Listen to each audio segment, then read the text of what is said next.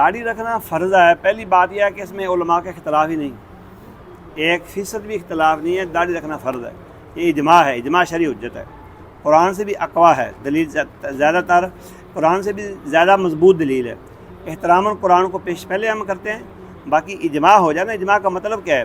سارے علماء کا اس بات پر ایک فیصلہ آ جائے کہ داڑھی رکھنا فرض ہے، تو یہ اجماع ہے. سارے پاکستان نہیں، پوری دنیا کے علماء کا اتفاق ہے. ایک بات. دوسری بات یہ ہے حدیث کے جو لفظ آئے نا، وہ لفظ سارے امر کے سیغے سے. امر کا میں نا وجوب، وجوب میں نا فرض، اس میں رعایت نہیں. پھر نبی صلی اللہ علیہ وسلم نے اس بندے پر لعنت بھیجی ہے جو یہودیوں سے، عورتوں سے، ہجروں سے مشابہت کرتا ہے. داڑھی مونڈنے سے مشابہت آتی ہے. کس سے؟ یہودیوں سے، عیسائیوں سے، ہجروں سے مشابہت آتی ہے. اس پر لعنت برستی ہے جو داڑھی مونڈتا ہے. یہ سوکھا کام ہے. ہاں جی.